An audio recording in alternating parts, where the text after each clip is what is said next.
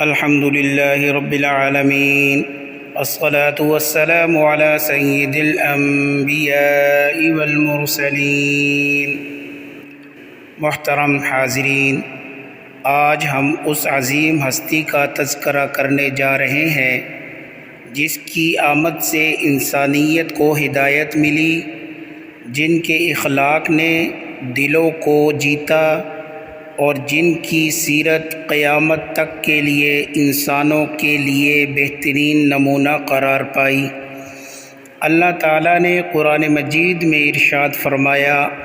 لَقَدْ كَانَ لَكُمْ فِي رَسُولِ اللَّهِ أُسْوَةٌ حَسَنَةٌ، یقیناً تمہارے لیے رسول اللہ صلی اللہ علیہ وسلم کی زندگی بہترین نمونہ ہے۔ آئیے چند منٹ کے لیے ہم اپنے دلوں کو محبت رسول صلی اللہ علیہ وسلم سے منور کریں اور آپ صلی اللہ علیہ وسلم کی مبارک سیرت سے رہنمائی حاصل کریں۔ میرے محترم بھائیوں، اللہ تعالیٰ نے انسان کو بے شمار نعمتوں سے نوازا ہے۔ اللہ نے انسانوں پر اپنی نعمتوں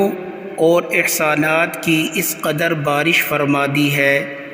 کہ جس طرح بارش کے پانی کے قطرے انسان شمار نہیں کر سکتا، اسی طرح اللہ نے صریح ارشاد فرمایا کہ وَإِن تَعُدُّوا نِعْمَةَ اللَّهِ لَا تُحْصُوهَا۔ اے دنیا کے رہنے والوں، اگر تم میری نعمتوں کا شمار کرنا چاہو اور ان کو گننا چاہو تو تمہاری طاقت ہی نہیں ہے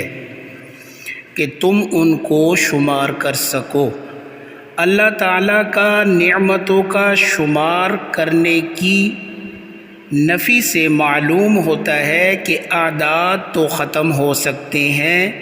لیکن اللہ تعالیٰ کی بے شمار نعمتوں کا احاطہ مشکل ہے۔ پھر لطف کی بات یہ کہ اللہ تعالیٰ کسی انسان کو، خواہ وہ کافر ہو یا مسلمان ہو، اس قدر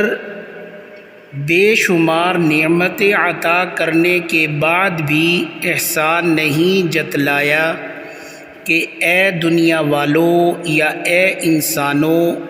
دیکھو میں نے تم کو اشرف المخلوقات بنایا، میں نے تم پر کرم کیا اور اس قدر اچھی مخلوق میں پیدا کیا، لیکن یہ نہیں فرمایا کہ میں نے تم پر یہ احسان کیا۔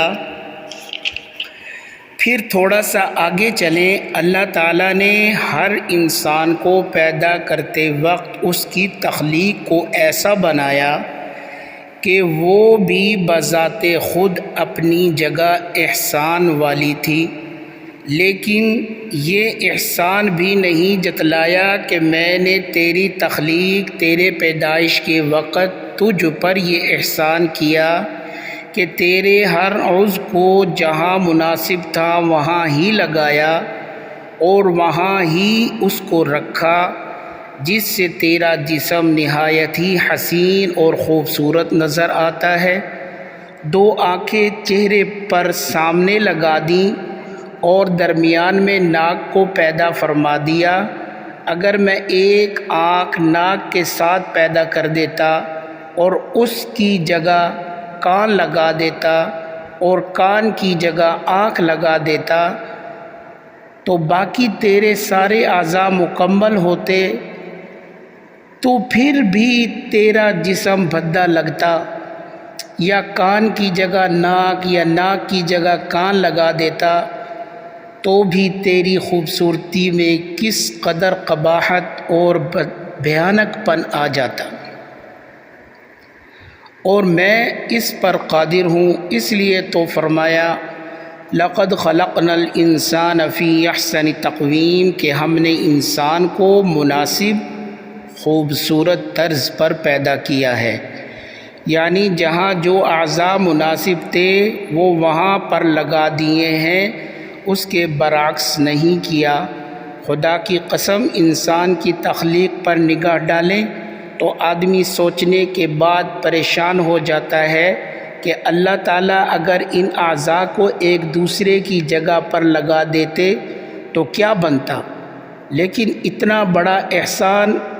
کرنے والے کے بعد بھی اللہ تعالیٰ نے کسی کو یہ نہیں کہا کہ میں نے تجھے ایسا پیدا کر کے تجھ پر کس قدر احسان عظیم کیا ہے۔ اس طرح انسان اپنے جسم میں دیگر امور خلقیہ اور خارجیہ نعمتوں پر نظر ڈالے، صحت، عزت، عظمت، شجاعت، سخاوت اور کئی نعمتیں جن کا ذکر کرنا ہی مشکل ہے،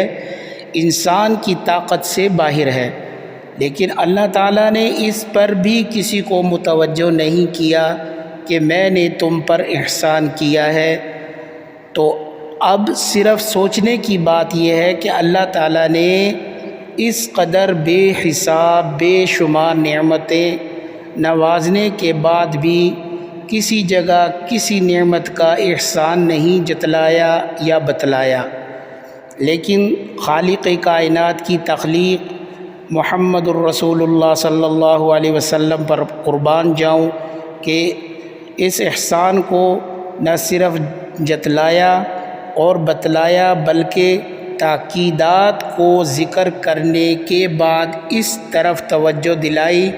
کہ میں نے ایمان والوں پر ایک عظیم احسان کیا، وہ یہ ہے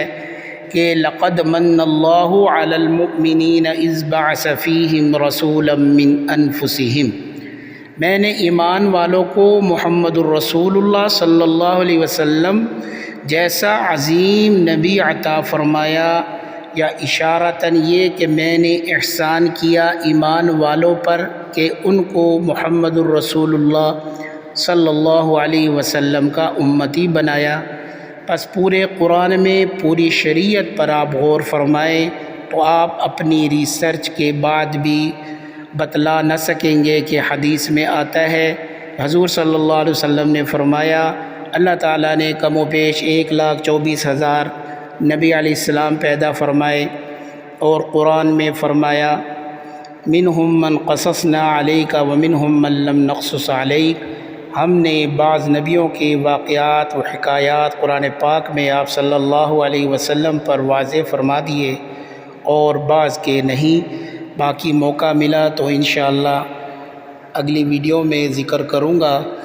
اللہ تعالیٰ عمل کی توفیق عطا فرمائے اور نبی اکرم صلی اللہ علیہ وسلم کے بتائے ہوئے